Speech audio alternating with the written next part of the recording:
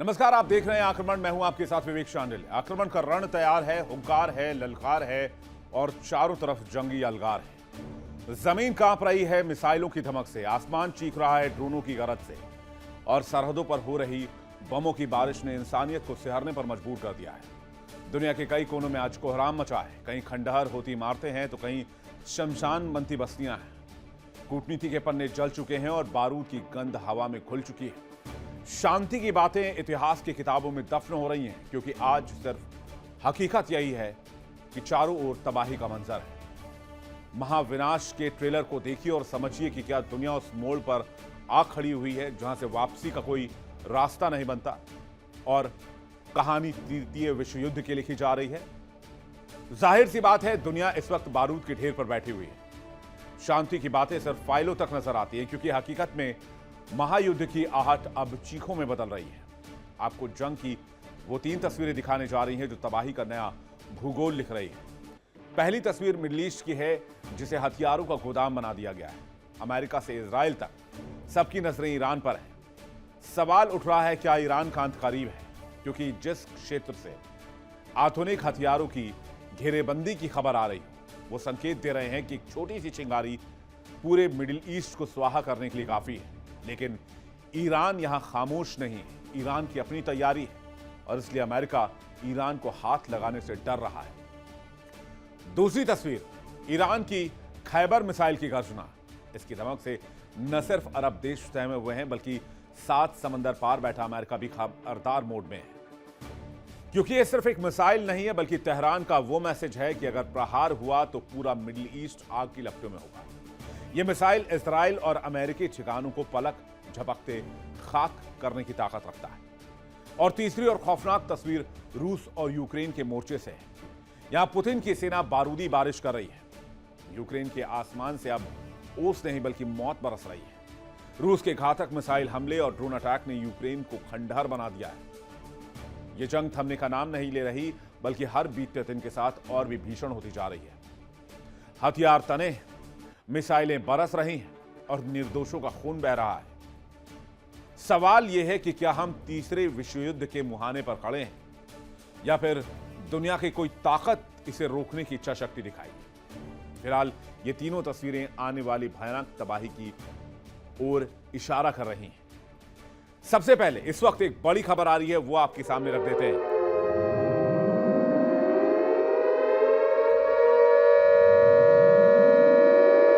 Middle east में America ने तैनाती बढ़ा दी है। इजराइल में 6 और F-22 रैप्टर और इजराइल में F-22 रैप्टर का एक स्क्वाड्रन उतारा गया है।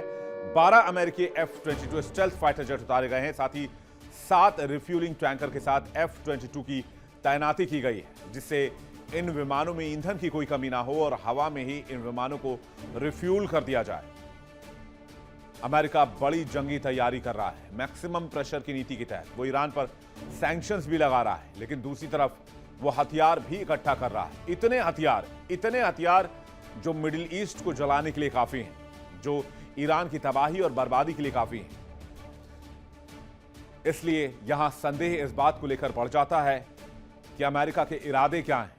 क्या अमेरिका एक झटके में पलक झपकते सब कुछ तबाह करने के लिए बर्बादी का सामान इकट्ठा कर रहा है?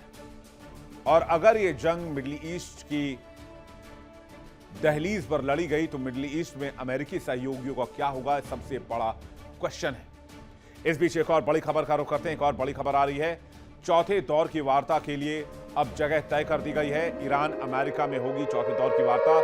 अगले हफ्ते वियना में दोनों देशों के बीच बैठक होगी। दोनों देशों के बीच मध्यस्थता की भूमिका कर रहा है ओमान के विदेश मंत्री बद्र अल बुसैदी ने जानकारी दी। 3 दौर की बातचीत हो चुकी है। 3 दौर की बातचीत के बाद नतीजा सिफर है। कूटनीतिक कोशिशें जारी हैं, लेकिन ये कूटनीतिक कोशिशें रंग नहीं ला रही हैं।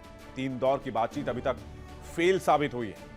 ना ईरान पीछे हटने को तैयार है, ना अमेरिका डील में कोई ढील देने की मंशा में है।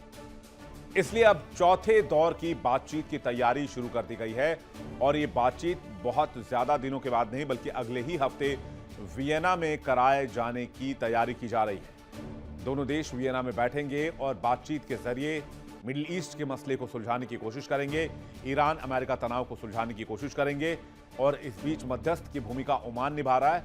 ओमान के विदेश मंत्री ने इस बैठक के बारे में जानकारी दी है और पुष्टि की है कि चौथे दौर की बैठक वियना में होगी। ओमान के विदेश मंत्री बद्र अल बुसैदी ने इस बात की जानकारी दी है। यानी मिडिल ईस्ट में कुछ तो है जो बहुत खतरनाक हो रहा है। मिडिल ईस्ट में F-22 हुंकार भर रहे हैं, जो कि एक स्टेल्थ फाइटर जेट हैं अमेरिका के। अमेरिका की F-22 स्टेल्थ फाइटर जेट को तैनात कर दिया गया है, एयरफोर्स बेस पर से तैनात किया गया है। 12 F-22 ब्रिटेन के लेकन हीथ से साउथ इजराइल बेस पहुंच गए हैं। इजराइल के उबेदा एयर बेस पर अमेरिकी F-22 की तैनाती की गई है। नेगेव रेगिस्तान में इलात से करीब कुछ किलोमीटर उत्तर है इसका लोकेशन। ईरान के खिलाफ रियल ऑपरेशनल मिशन के लिए यह तैनाती की जा रही है, ये रिपोर्ट्स बता रहे हैं। इस तरह की खबरें छन छन के सामने आ रही हैं। यानी मिडिल ईस्ट के आसमान में मौत के सौदागर मंडरा रहे हैं। शांति की बात करने वाला जिनेवा अब सिर्फ एक पर्दा है, क्योंकि पर्दे के पीछे महायुद्ध का ब्लूप्रिंट है। अमेरिकी वायुसेना का सबसे घातक लड़ाकू विमान, जिसे अमेरिका अपने सगे दोस्तों को भी नहीं बेचता, वो अब इजराइल की सरजमी पर उतर चुके हैं। नाम है F-22 रैप्टर। इसके साथ ही 300 से ज्यादा विमान, समंदर का Sikandar USS Gerald R Ford भी पोजीशन ले चुका है। दुनिया पूछ रही है, क्या कयामत की घड़ी आ चुकी है? क्या ऑपरेशन मिडनाइट हैमर 2.0 शुरू होने वाला है?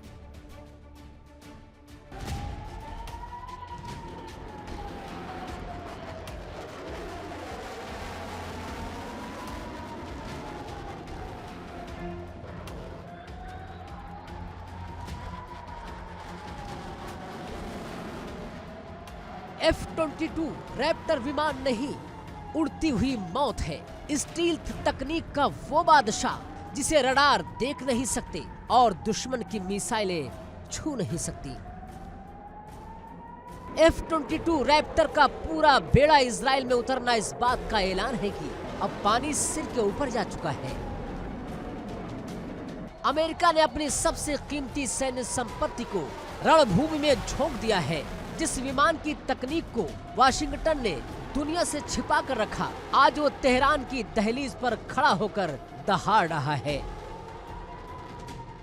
डोनाल्ड ट्रंप का लहजा अब चेतावनी से आगे बढ़कर अल्टीमेटम में तब्दील हो चुका है। ट्रंप ने साफ कर दिया कि परमाणु समझौते की मेज आखिरी मौका है। मिडिल ईस्ट में अमेरिका के 300 से ज्यादा लड़ाकू विमान गश्त कर रहे हैं। ये कोई रूटीन ड्रिल नहीं है, ये उस तूफान से पहले की शांति है जो ईरान के परमाणु ठिकानों को जमींदोज करने के लिए तैयार किया गया। रक्षा विशेषज्ञों के बीच एक ही कोड नेम गूंज रहा है, ऑपरेशन मिडनाइट हैमर। अटकलें हैं कि अगर वार्ता विफल हुई तो अमेरिका और इजराइल मिलकर एक साथ सर्जिकल स्ट्राइक का महाअभियान शुरू करेंगे। और जब पहला वार होगा तो F-22 रैप्टर ईरान के एयर डिफेंस सिस्टम को अंधा कर देंगे और दूसरा प्रहार होगा तो USS जेराल्ड फोर्ड से उड़े विमान और टॉम हॉक मिसाइलें परमाणु ठिकानों को निशाना बनाएंगी। फिर अगर तीसरा हमला हुआ तो 300 से ज्यादा विमान एक साथ आसमान से आग बरसाएंगे ताकि ईरान को संभलने का मौका ना मिले। सवाल उठता है कि जब बातचीत चल रही है तो इतना बड़ा सैन्य जमावड़ा क्यों है? दरअसल इसे मैक्सिमम प्रेशर की रणनीति कहा जाता है। अमेरिका चाहता है कि ईरान जब बातचीत की मेज पर बैठे तो उसे अपनी गर्दन पर F-22 की तलवार महसूस हो। लेकिन याद रहे, ईरान भी कोई कच्चा खिलाड़ी नहीं है। उसकी खैबर मिसाइलें और गुप्त बंकर इस मिडनाइट हैमर का जवाब देने के लिए तैयार बैठे हैं। USS जेराल्ड आर फोर्ड की मौजूदगी और आसमान में रैप्टर की गूंज बता रही है कि अमेरिका प्लान बी पर काम करना शुरू कर चुका है। तो क्या ट्रंप वाकई मिडनाइट हैमर चलाएंगे या फिर ईरान को घुटने पर लाने का एक मनोवैज्ञानिक खेल है? दुनिया की सांसें थमी हुई है, क्योंकि इस बार दांव पर सिर्फ एक समझौता नहीं है बल्कि पूरे मिडिल ईस्ट का वजूद है।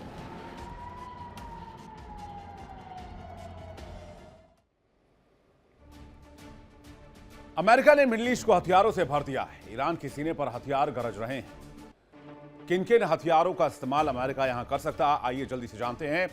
17 फरवरी के बाद से ही अमेरिका ने 150 से ज्यादा फाइटर जेट शिफ्ट किए हैं।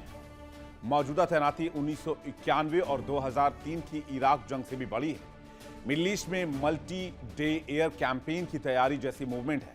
तैनाती में F-22 का इस्तेमाल किया गया, F-35 का, F-15 का, F-16 का और एयर रिफ्यूलिंग जेट्स का भी इस्तेमाल किया गया है। यानी एक तरफ मेज पर शांति की बात और दूसरी तरफ समंदर में विनाशकारी हथियारों की दहाड़। जिनेवा में ओमान की मध्यस्थता के बीच अमेरिका और ईरान एक बार फिर आमने सामने हैं। लेकिन इस कूटनीति के पीछे अमेरिका ने अपना सबसे बड़ा मोहरा चल दिया है। दुनिया का सबसे विशाल, सबसे घातक और सबसे आधुनिक विमानवाहक पोत USS Gerald R Ford crate के तट से रवाना हो चुका है। क्या यह सिर्फ रूटीन मूवमेंट है या तेहरान के लिए आखिरी अल्टीमेटम?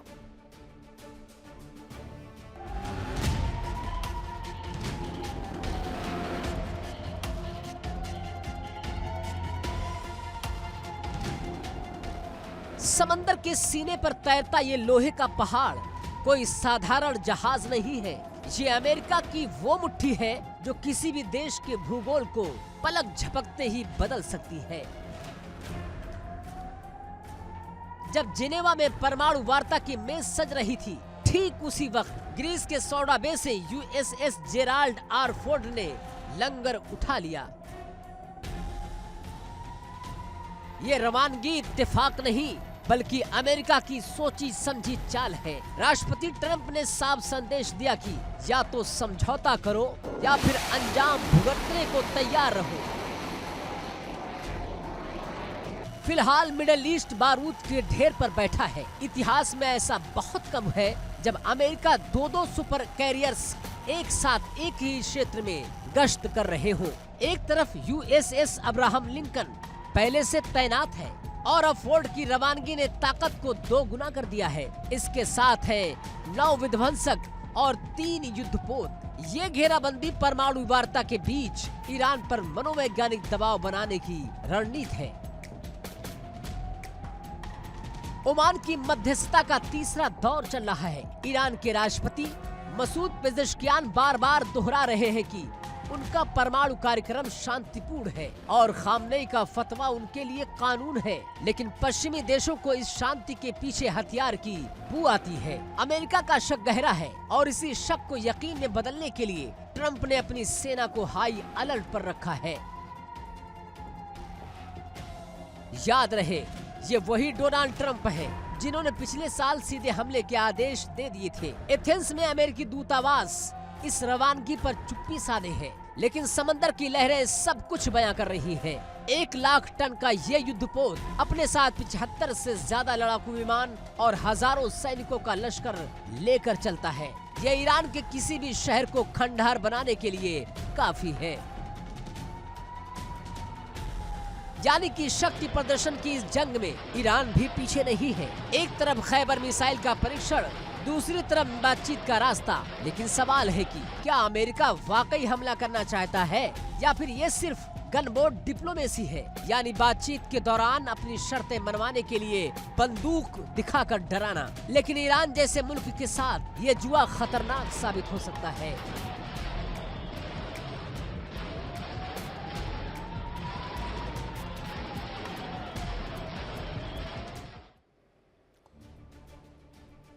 इस जंग के बीच एक और बड़ी खबर मिल रही है। ईरान के विदेश मंत्री अब्बास अरागची ने वार्निंग दी है, अमेरिका हमला करता है तो क्षेत्र में विनाश होगा, सर्वनाश होगा।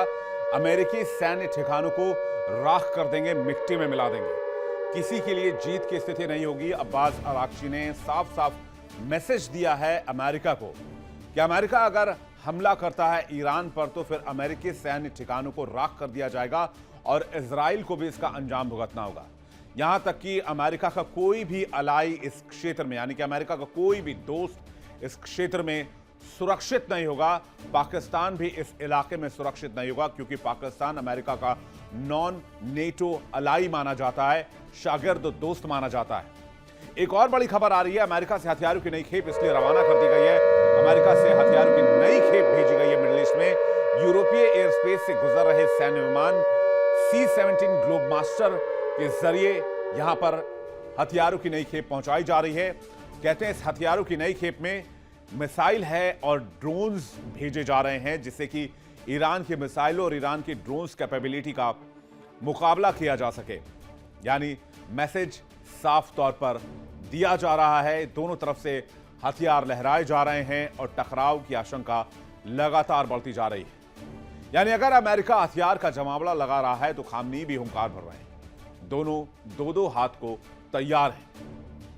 खामेनी की सेना कैसे एक्टिव हो रही है? ईरान के 6 लाख एक्टिव सैनिक जंग के लिए हाई अलर्ट पर रखे गए हैं। ईरान के 3,50,000 रिजर्व सैनिकों को भी हाई अलर्ट पर रख दिया गया है।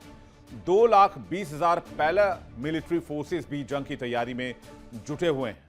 इधर आमिर हतामी ने भी चेतावनी दी है। ईरान के आर्मी चीफ हैं, उन्होंने साफ तौर पर अमेरिका को धमकी दी है और अंजाम भुगतने की चेतावनी दी है। उन्होंने कहा कि ईरान को हराने का सपना देखना बंद कर दे दुश्मन।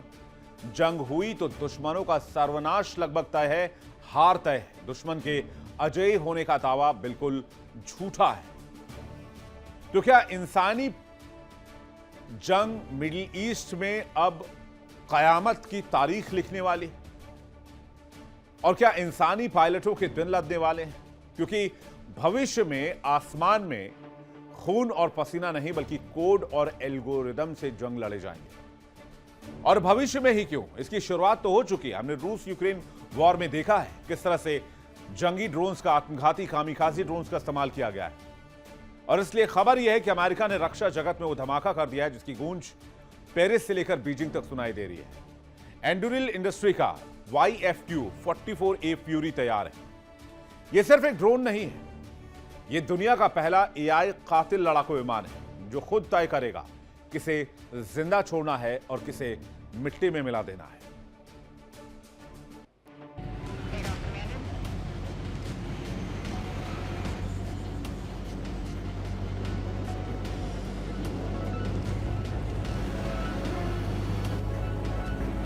अक्टूबर 2025 में इसने पहली बार हवा को चीरा था और फरवरी 2026 आते आते इसने अपने आंखों के नीचे मौत का सामान यानी मिसाइलें लाद ली है।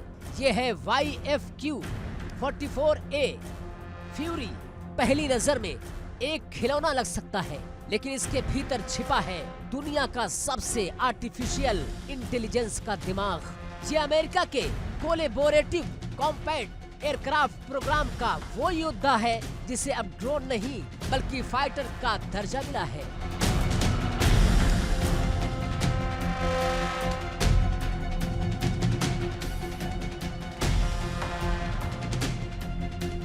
अब सवाल है कि राफेल और F-35 को खतरा क्यों है?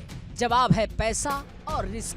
एक F-35 को बनाने में अरबों डॉलर लगते हैं और एक पायलट को तैयार करने में सालों की मेहनत। लेकिन फ्यूरी सस्ता है, एट्रीटेबल है, यानी अगर जंग में दुश्मन की मिसाइल का शिकार हो भी जाए तो अमेरिका को गम नहीं होगा। ये एक लॉयल विंगमैन है जो F-35 के आगे ढाल बनकर उड़ेगा, खुद गोलियां खाएगा, लेकिन अपने महंगे साथी को खरोंच तक नहीं आने देगा।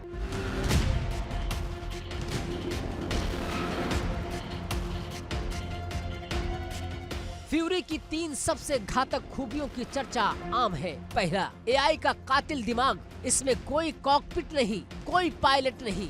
इसका AI सिस्टम पलक झपकते ही दुश्मन के रडार को लॉक करता है। ये सेमी ऑटोनॉमस है, यानी कमांड इंसान देगा लेकिन शिकार खुद करेगा।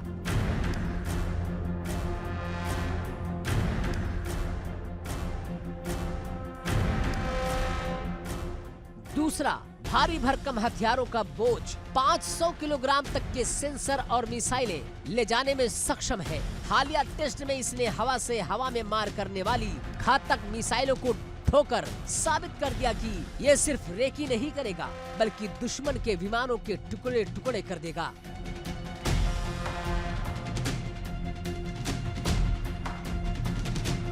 तीसरा सस्ता और सटीक लॉकहीड मार्टिन और डसाल्ट जैसी कंपनियां सालों लगाती है एक विमान बनाने में, लेकिन एंडुरिल ने इसे सॉफ्टवेयर की रफ्तार से तैयार किया है। अमेरिका अब सैकड़ों की तादाद में फ्यूरी विमानों को आसमान में उतारकर दुश्मनों को संख्या बल से ही कुचलने की तैयारी में है।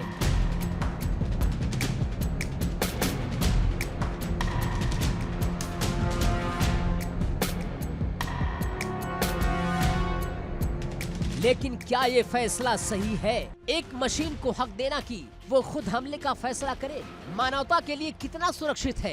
एआई का फ्यूरी अगर कल को बेकाबू हो गया तो क्या होगा? अमेरिका अपनी सैन्य श्रेष्ठता को बनाए रखने के लिए हर दांव खेल रहा है और फ्यूरी उसका सबसे बड़ा जुआ है। Bureau report, India daily. क्या दुनिया के सुपर पावर कहलाने वाले अमेरिका के पैर कांप रहे हैं? क्या व्हाइट हाउस की फाइलों में दफन 3 ऐसी रिपोर्टें हैं जिन्होंने पेंटागन की रातों की नींद हराम कर दी है? तेहरान को मसलने का ख्वाब देखने वाला वॉशिंगटन अब इजराइल के कंधे पर बंदूक रखकर क्यों चलाना चाहता है? आज हम पर्दा उठाएंगे उस कड़वे सच से जिसे सुनकर ट्रंप के पसीने छूट रहे हैं।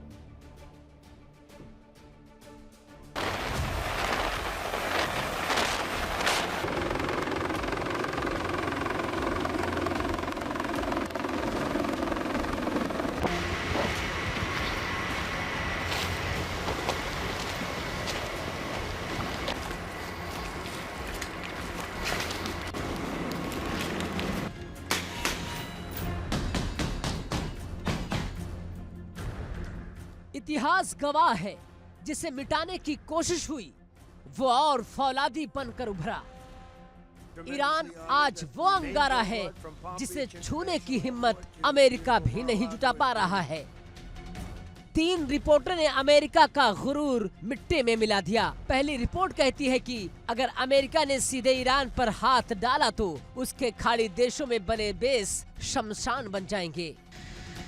सऊदी, यूएई, जॉर्डन सब जल उठेंगे और अमेरिका की इकोनॉमी धराशायी हो जाएगी। व्हाइट हाउस के गलियारों में सन्नाटा है। अधिकारी चाहते हैं कि इजराइल को आगे कर दिया जाए, अमेरिका चाहता है कि खून इजरायली गिरे और फायदा वाशिंगटन को हो। लेकिन क्या ईरान इतना कमजोर है? रूस की मध्यस्थता ने पहले ही इजराइल के हाथ बांध दिए हैं, फिर भी अमेरिका उकसावे की राजनीति से बाज नहीं आ रहा है। जंग का शौक रखने वाले अमेरिकियों का दोहरा चेहरा देखिए। सर्वे कहता है कि 54% लोग हमला चाहते हैं, लेकिन साथ ही शर्त रख दी है, एक भी अमेरिकी सैनिक नहीं मरना चाहिए। धिक्कार है ऐसी बहादुरी पर। जो मुल्क अपने बेटों की लाशें नहीं उठा सकता, वो ईरान जैसे देश से टकराने का दम कैसे भरता है? ईरान जहां शहादत का जज्बा रगों में दौड़ता है, ईरान ने समंदर के नीचे और पहाड़ों के सीने में मौत का सामान सजा रखा है। अमेरिका को डर है कि अगर जंग शुरू हुई तो मिडल ईस्ट में उसकी मौजूदगी का नामो निशान मिट जाएगा। यही वजह है कि धौंस तो दिखाई जा रही है, लेकिन दम गायब है। ईरान को डराना आसान है। अमेरिका को लग रहा था कि पाबंदियों से ईरान टूट जाएगा, लेकिन उसने तो अपनी कमजोरी को ही अपनी सबसे बड़ी ताकत बना लिया। और अब तो चीन ने भी अमेरिका की गर्दन पर हाथ रख दिया है। दुनिया कान खोल कर सुन ले, ईरान को डराना अब अमेरिका के बस की बात नहीं। अमेरिका को गुमान था कि पाबंदियों की बेड़ियों से वो तेहरान का दम घोट देगा, लेकिन तेहरान ने उन्हीं बेड़ियों को पिघलाकर फौलादी हथियार बना लिए। अपनी कमजोरी को अपनी सबसे बड़ी ताकत बना लेना ही ईरान का असली हुनर है। और अब तो ड्रैगन ने भी खेल बदल दिया है। चीन ने सीधे अमेरिका की गर्दन पर हाथ रख दिया है। साफ चेतावनी दी कि अगर ईरान की तरफ आंख उठाकर भी देखा तो अमेरिका का सैन्य उद्योग रेयर मेटल के लिए एक एक बूथ को तरस जाएगा। महाशक्ति का गुरूर अब खाड़ी की लहरों में डूबने को तैयार है।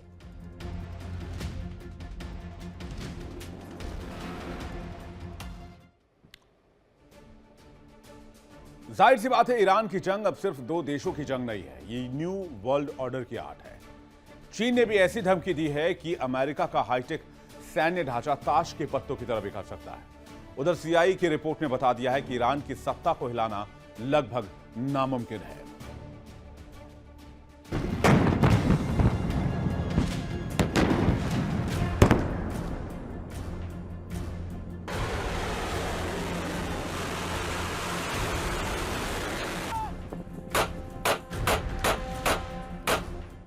बीजिंग से आई एक गूंज ने अमेरिका के होश उड़ा दिए। चीन ने साफ कह दिया कि ईरान पर हाथ लगाया तो अमेरिका को रेयर मेटल देना बंद कर देंगे। वो रेयर मेटल जिसके बिना अमेरिका ना मिसाइल बना सकता है ना फाइटर जेट।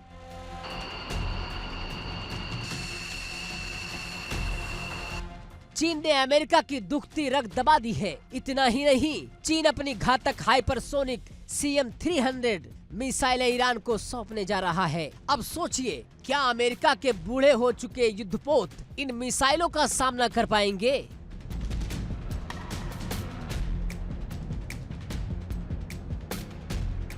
अमेरिका को सबसे बड़ा झटका दिया है खुद उसकी जांच एजेंसी CIA ने भी। जनवरी 2026 की उस सीक्रेट रिपोर्ट ने व्हाइट हाउस की उम्मीदों पर पानी फेर दिया। रिपोर्ट कहती है कि ईरान की जनता सरकार के साथ खड़ी है। खामनेई ने ऐसा चक्रव्यूह रचा है कि अगर आज कोई बड़ा अधिकारी शहीद भी हो जाए तो उसके 4 उत्तराधिकारी पहले से तैयार हैं। ये सत्ता का अंत नहीं, ये तो क्रांति का नया दौर है।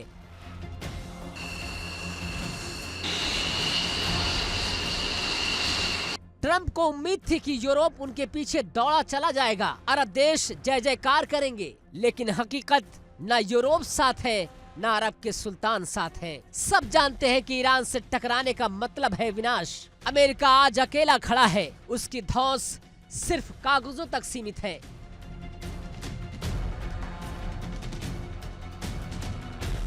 ईरान ने साबित कर दिया कि देश हथियारों से नहीं हौसलों से लड़ते हैं। अमेरिका फूंक फूंक कर कदम रख रहा है क्योंकि उसे पता है कि ईरान को मसलना तो दूर, उसे छूना भी खुद को भस्म करने जैसा है। तेहरान की धरती से उठी लपटें वाशिंगटन को राख करने की ताकत रखती हैं।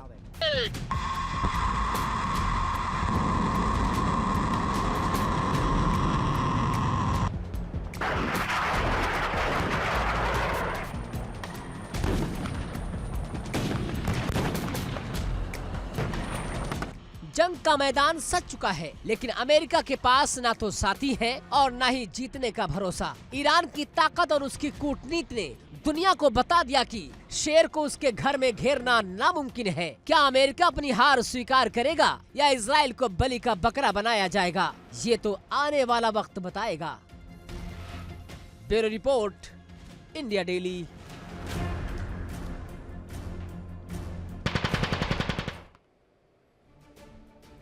और इस वक्त एक बड़ी खबर आ रही है। ईरान ने ट्रंप को लेकर एक बड़ा बयान दिया है। ट्रंप झूठ बोलने की फैक्ट्री है, ये ईरान की तरफ से रिएक्शन आया है। भ्रम और दुष्प्रचार करने में माहिर हैं डोनाल्ड ट्रंप, लेकिन दुष्प्रचार करने से डोनाल्ड ट्रंप को यहां यानी कि ईरान के आसपास कोई फायदा नहीं मिलेगा, मिडिल ईस्ट में कोई फायदा नहीं मिलेगा। इसलिए अमेरिका भूल कर भी ईरान पर हमले की गलती ना करे। ईरान ने डोनाल्ड ट्रंप को एक्सपोज कर दिया है, ट्रंप को लेकर बड़ा बयान दिया है। उन्होंने कहा है कि ट्रंप झूठ बोलने की फैक्ट्री हैं, भ्रम और दुष्प्रचार करने में माहिर हैं ट्रंप। दुष्प्रचार करने से ट्रंप को कोई फायदा नहीं होगा और मिडिल ईस्ट में डोनाल्ड ट्रंप को खाली हाथ ही रहना पड़ेगा, यहां से खाली हाथ वापस जाना पड़ेगा। खाड़ी के समंदर से उठती लहरें जंग की गवाही दे रही हैं। एक तरफ दुनिया की सबसे बड़ी सैन्य ताकत अमेरिका है, तो दूसरी तरफ वो मुल्क जिसने झुकना नहीं सीखा यानी ईरान। राष्ट्रपति ट्रंप की सीधी धमकी के बीच तेहरान ने वो कर दिखाया जिससे पेंटागन के रणनीतिकारों के माथे पर पसीना है। खैबर लॉन्च हो चुकी है और इसकी धमक वॉशिंगटन तक सुनाई दे रही है। बात ईरान के उस ब्रह्मास्त्र की हो रही है जो 2000 किलोमीटर दूर बैठे दुश्मन का भी सफाया कर सकता है।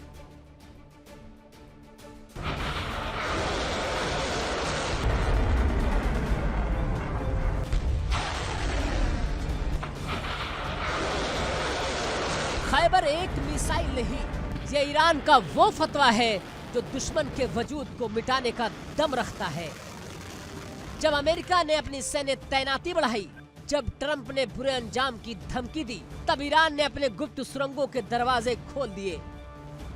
यानी चौथी पीढ़ी के बैलिस्टिक मिसाइल खैबर, सतह से सतह पर मार करने वाली ये मौत की मशीन 2000 किलोमीटर तक तबाही मचाने की काबिलियत रखती है। जरा सोचिए, 2000 किलोमीटर की जद में क्या क्या आता है। पूरे मिडल ईस्ट में फैले अमेरिकी सैन्य अड्डे और इजराइल का कोना कोना। ईरान ने इसे एक सीक्रेट लोकेशन से लॉन्च किया है, जो बताता है कि उसके पास ऐसी सैकड़ों मिसाइल सिटीज हैं जिन्हें खोज पाना नामुमकिन है। ये टेस्ट चीख चीख कर कह रहा है कि ईरान जंग के लिए न सिर्फ तैयार है, बल्कि वो दुश्मन के होश उड़ाने का मादा रखता है। लेकिन इस बारूद की गंध के बीच एक अमन की बात भी है। राष्ट्रपति मसूद पेजेश्कियान ने साफ कह दिया कि हम परमाणु बम नहीं बनाएंगे, क्योंकि सर्वोच्च नेता अली खामनेई का फतवा पत्थर की लकीर है। ईरान कहता है कि उसके हथियार अटैक के लिए नहीं, बल्कि डिफेंस के लिए हैं। लेकिन अगर किसी ने दहलीज लागी तो खैबर का अंजाम क्या होगा, इसका अंदाजा वाशिंगटन को भी है। ईरान बार बार कह रहा है कि वो परमाणु हथियार नहीं चाहता, लेकिन अमेरिका को यकीन नहीं है। ओमान की मध्यस्थता में बातचीत तो चल रही है, लेकिन जमीन पर मिसाइलों के परीक्षण रुक नहीं रहे। अब सवाल है कि अगर जंग हुई तो पलड़ा किसका भारी होगा? क्या ईरान की मिसाइलें अमेरिका के अभेद्य किले को भेद पाएंगी?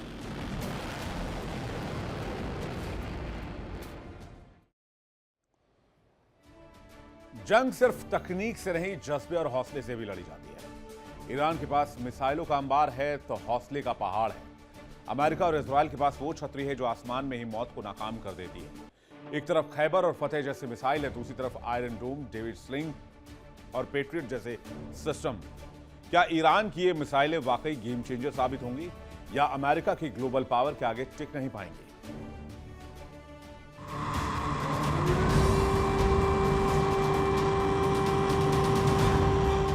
ईरान की मिसाइलें क्षेत्रीय स्तर पर खौफ का दूसरा नाम है। उनकी रेंज और सटीकता में जबरदस्त सुधार हुआ है, लेकिन दुश्मन भी कम नहीं है। इजराइल और अमेरिका के पास दुनिया के सबसे अत्याधुनिक इंटरसेप्टर सिस्टम है। आयरन डोम से लेकर एरो 3 तक एक ऐसा जाल बिछा है जो ईरानी मिसाइलों को आबादी तक पहुंचने से पहले ही राख कर सकता है। लेकिन क्या ये 100% सुरक्षित है? जून 2025 के हमले ने दिखाया था कि अगर मिसाइलों की बौछार सैचुरेशन पॉइंट तक पहुंच जाए तो सबसे बेहतर सिस्टम भी चूक सकता है।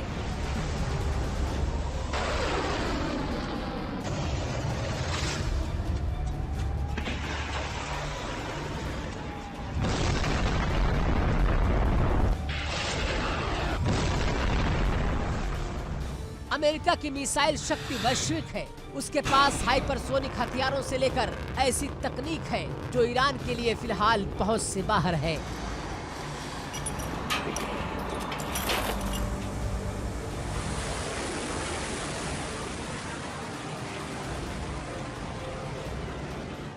लेकिन ईरान का दमखम उसकी भूगोल और उसकी सुरंगों में छिपा है।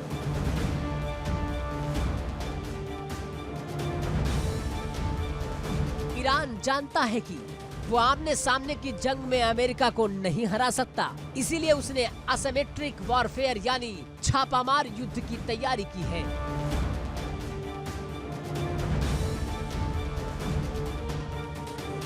उसकी मिसाइलें उसके रक्षा कवच का काम कर रही हैं।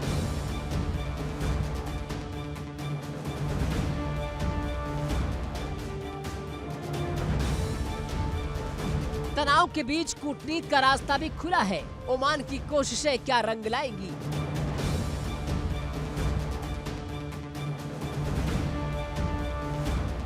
राष्ट्रपति मसूद पेजेश्कियान का बयान कि धार्मिक नेता झूठ नहीं बोलते।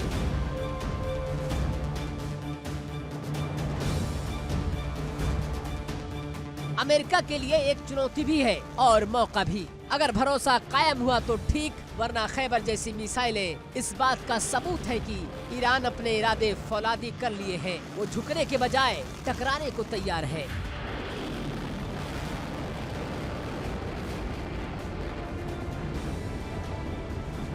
लगातार होते मिसाइल टेस्ट बता रहे हैं कि ईरान पीछे हटने वाला नहीं है। वो पूरी ताकत के साथ अपनी सरहदों की हिफाजत की तैयारी कर रहा है।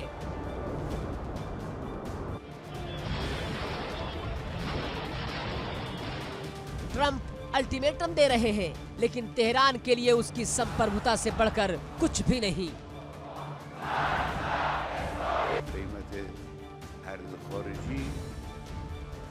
जंग की आहट है या सिर्फ शक्ति प्रदर्शन, फैसला वक्त के गर्भ में है।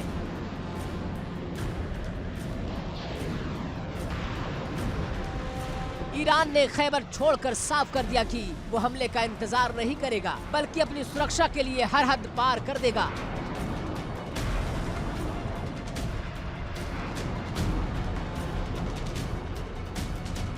अब गेंद अमेरिका के पाले में है, या तो कूटनीति से रास्ता निकले या फिर बारूद का वो सैलाब आए जो मिडल ईस्ट का नक्शा बदल दे।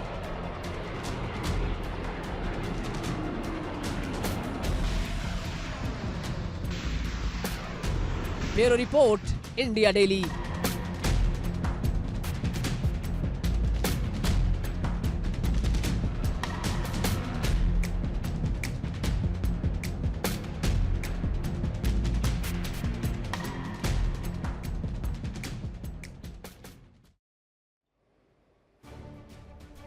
और इस वक्त एक बड़ी खबर मिल रही है किम जोंग उन की तरफ से। किम जोंग उन ने बड़ी धमकी दी है। किम जोंग उन ने उत्तर कोरिया की मिसाइलें तैयार रहती हैं ये दावा किया है और कहा है कि वो अमेरिका जैसे देशों से भी लोहा लेने के लिए हमेशा तैयार रहते हैं। ये बड़ी जानकारी इस वक्त की आपको बता दें। अमेरिका और दक्षिण कोरिया से एक साथ निपटने की ताकत रखते हैं। ये धमकी लगातार दी जा रही है किम जोंग उन की तरफ से। किम जोंग उन ने चिताया है दक्षिण कोरिया को भी और अमेरिका को भी। अब आपको बताते हैं किम ने ट्रंप को आखिर कब कब धमकी दी है। 2013 में किम जोंग उन ने घोषणा की कि रॉकेट अमेरिकी प्रशांत बेस पर हमला करने के लिए तैयार है। यह उत्तर कोरिया के पहले बड़े आईसीबीएम थ्रेट्स में से एक था। 2017 में उत्तर कोरिया ने आईसीबीएम परीक्षण किए। एक रिपोर्ट देखते हैं, उसके बाद आगे की जानकारी।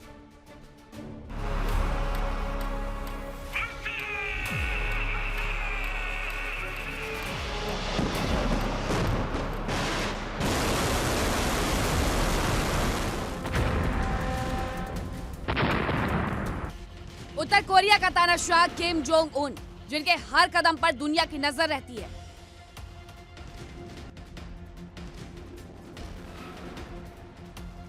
जिनकी बातें अक्सर दुनिया के लिए टेंशन बढ़ाने वाली होती है।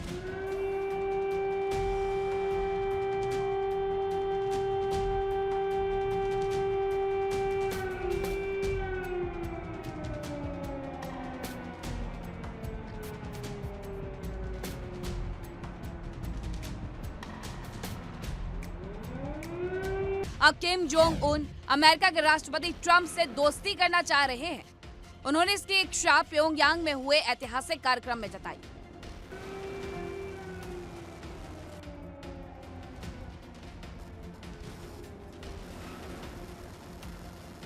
नौवें पार्टी कांग्रेस में तानाशाह किम जोंग उन ने अमेरिका के साथ रिश्तों को सामान्य करने के लिए तैयार होने के संकेत दिए। हालांकि इसके लिए उन्होंने एक शर्त भी रखी।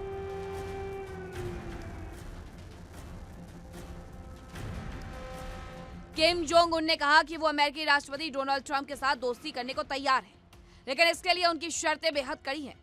किम ने साफ कर दिया है कि अगर अमेरिका को उत्तर कोरिया का दोस्त देश बनना है तो उसे उत्तर कोरिया को एक परमाणु शक्ति के रूप में स्वीकार करे। साथ ही अमेरिका अपनी दुश्मनी वाली नीति छोड़े।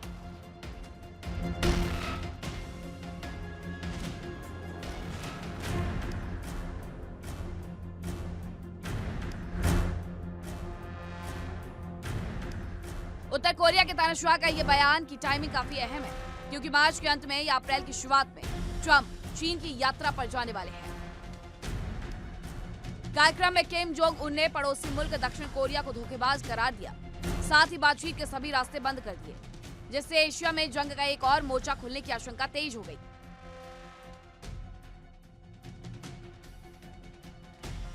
ट्रंप पहले भी किम के साथ रिश्तों को सामान्य करने को लेकर कदम बढ़ा चुके हैं। दोनों नेता साल 2019 में मिले थे, जबकि हनोई समिट बिना किसी नतीजे के ही खत्म हो गया था।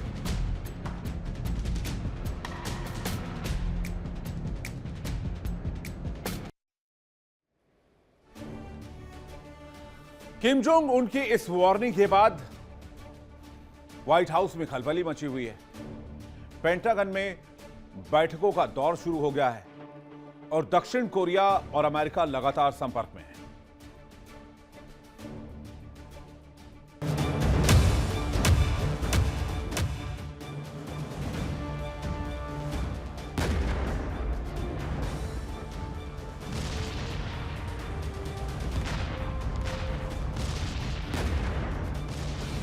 उत्तर कोरिया के अगले तानाशाह को लेकर दुनिया भर में कयास लगाए जा रहे हैं। उत्तर कोरिया के सबसे पावरफुल पद पर किम जोंग उन के बाद कौन बैठेगा, इसे लेकर अटकलों का बाजार गर्म है।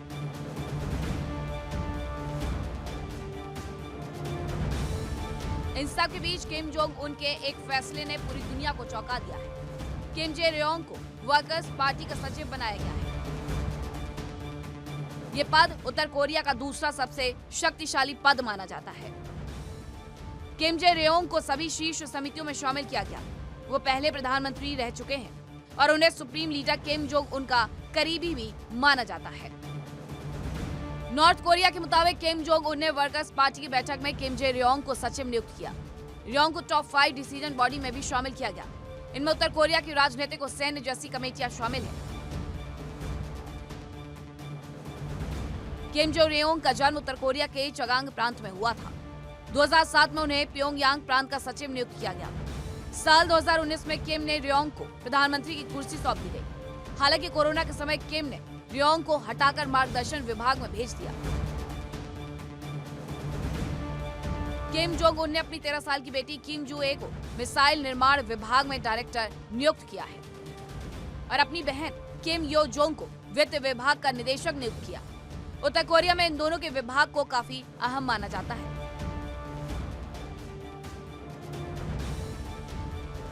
Bureau report, India daily.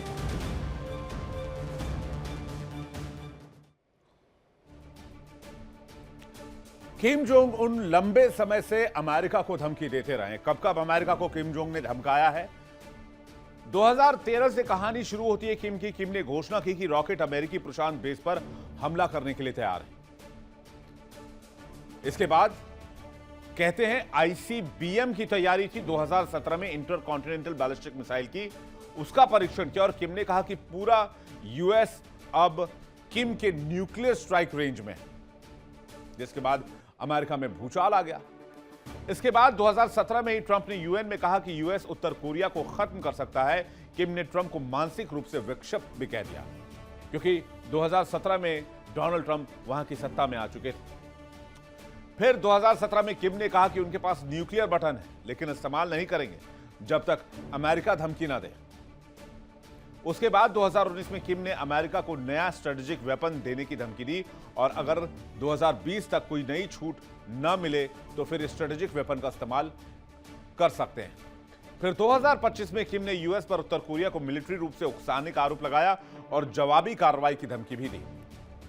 2026 में वर्कर्स पार्टी कांग्रेस में किम ने कहा कि अमेरिका अगर हॉस्टाइल पॉलिसी जारी रखेगा तो उत्तर कोरिया जवाबी कदम उठाने का मादा रखता है। यानी किम के टेरर से अमेरिका लगातार बैकफुट पर रहा है और एक बार फिर से नई धमकी ने डोनाल्ड ट्रंप को परेशान कर दिया है। आगे बढ़ते हैं, एक और बड़ी खबर आपको बताते हैं। एक और जंग से जुड़ी हुई यूक्रेनी मिसाइलों ने बेलगोरोद पर हमला किया है। यूक्रेनी मिसाइलों ने ऊर्जा प्रतिष्ठानों को नुकसान पहुंचाया है। बिजली, पानी और हीटिंग की आपूर्ति बाधित हुई है। शुक्रवार तड़के बताया गया कि यूक्रेनी मिसाइलों ने रूसी सीमावर्ती शहर बेलगोरोद पर हमला किया, जिससे ऊर्जा प्रतिष्ठानों को गंभीर नुकसान पहुंचा है। बिजली, पानी और हीटिंग की आपूर्ति बाधित हो गई है। रूसी सेना ने यूक्रेन के अग्रिम मोर्चे पर स्थिति का आकलन किया। जपरोजिया क्षेत्र की 31 बस्तियों पर 720 हमले किए गए इसके बाद, जिसमें से एक व्यक्ति की मौत हो गई और 8 घायल भी हो गए। फेडोरोव ने बताया कि इन हमलों में ड्रोन हमले, तोपखाने से गोलीबारी और 3 मिसाइल हमले शामिल थे। यूक्रेन के खार्किव शहर पर हुए हमलों में रूसी सेना ने 2 बच्चों सहित 16 लोगों को घायल कर दिया। यानी यूक्रेन की जमीन पर आज 700 से ज्यादा गोलियां और मिसाइलें बरस रही हैं। यहां के लोगों का सांस लेना भी दूभर हो गया है।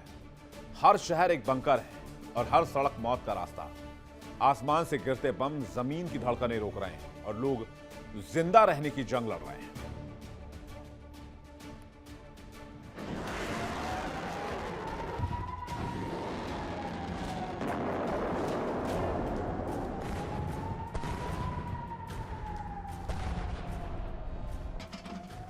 आज यूक्रेन की जमीन सिर्फ गोलियों की आवाज सुन रही है।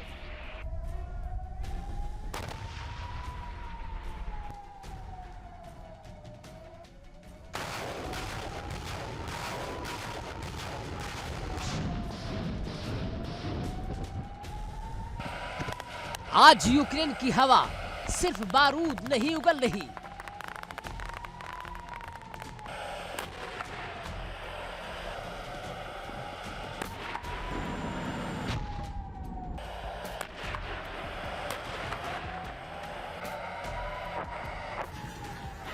आज यूक्रेन की मिट्टी चीख चीख कर तबाही का मरसिया पड़ रही है।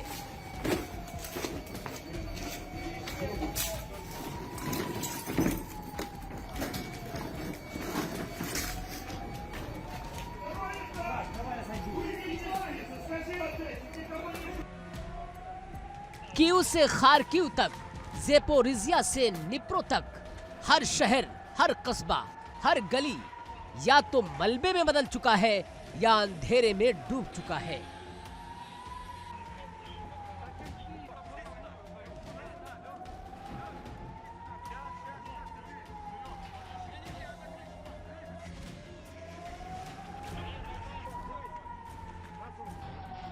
रूस और यूक्रेन के बीच पिछले 4 सालों से जारी युद्ध अब शांति नहीं, विनाश से बात कर रहा है। बीते कुछ दिनों में इस जंग ने ऐसा मोड़ लिया है जिसने पूरी दुनिया की नींद उड़ा दी है। रूस ने खेरसॉन में यूक्रेनी यूएवी यानी ड्रोन फैक्ट्री पर इस्कंदर एम बैलिस्टिक मिसाइलों से सीधा हमला किया। पल भर में फैक्ट्री तबाह, धुआं, आग और मलबा ही बाकी रह गया।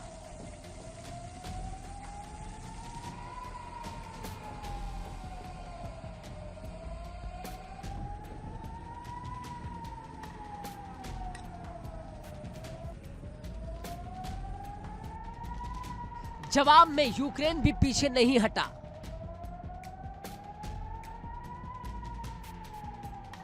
यूक्रेनी Mi-24 अटैक हेलीकॉप्टरों से रूसी ठिकानों पर रॉकेट की बारिश कर दी गई।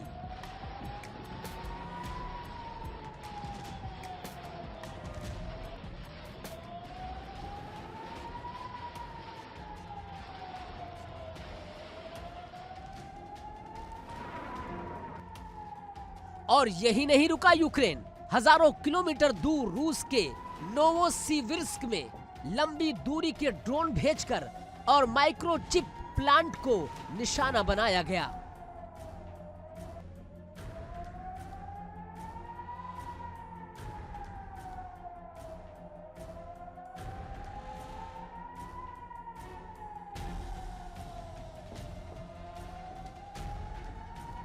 नतीजा ये रहा कि भीषण आग, कई घंटों तक जलते कारखाने, रूस के भीतर तक युद्ध की आंच पहुंची।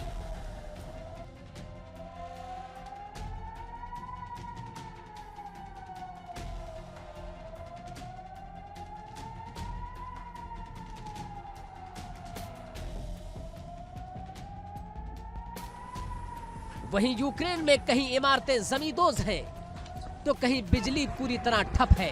अस्पताल जनरेटर पर है, घर मोमबत्तियों के उजाले पर है और लोग डर पर जिंदा हैं। युद्ध ने बचपन छीना, भविष्य छीना और अब रोशनी भी छीनने की तैयारी में है।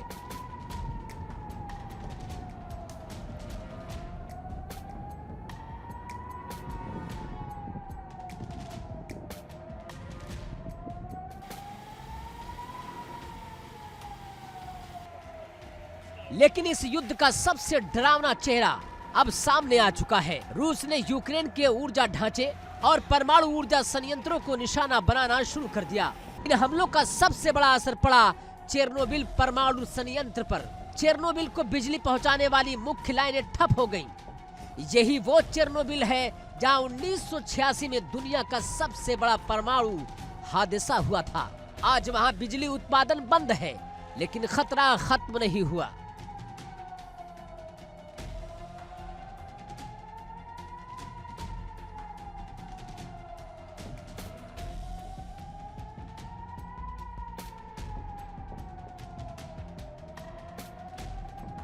क्योंकि न्यूक्लियर रिएक्टर को ठंडा रखने के लिए लगातार बिजली और पानी चाहिए होती है। अगर ये सप्लाई रुकी तो इतिहास खुद को दोहरा सकता है। इस पर IAEA चिंता जता चुका है और दुनिया की बेचैनी भी बढ़ रही है। इंटरनेशनल एटॉमिक एनर्जी एजेंसी यानी कि IAEA पहले ही चिंता जाहिर कर चुका है।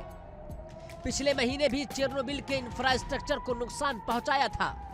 आज सवाल ये नहीं कि प्लांट चालू है या बंद है, सवाल ये है अगर कूलिंग सिस्टम फेल हुआ तो क्या होगा। अब आपको बताते हैं कि यूक्रेन के बाकी परमाणु संयंत्र किस हाल में हैं।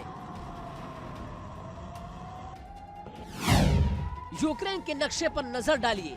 रिवनेल न्यूक्लियर प्लांट में 4 रिएक्टर हैं, 2 बंद और 2 2030 तक चलने वाले हैं। खमेलनित्स्की प्लांट में 2 रिएक्टर अब भी बिजली उत्पादन दे रहे हैं। साउथ यूक्रेन न्यूक्लियर प्लांट में 3 रिएक्टर पूरी तरह सक्रिय हैं।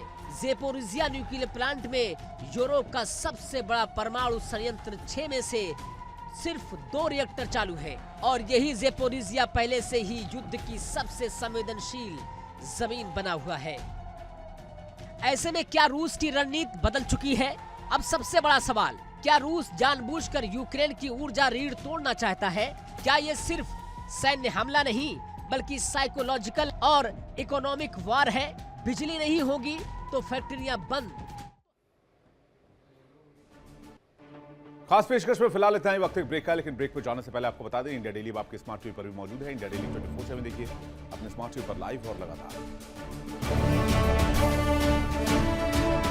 देखिए इंडिया डेली 24/7 अब आपके स्मार्ट टीवी पर। इंडिया डेली मौजूद है सभी डिजिटल प्लेटफॉर्म पर लाइव और लगातार। इंडिया डेली 24/7 हर दिन राष्ट्र को समर्पित।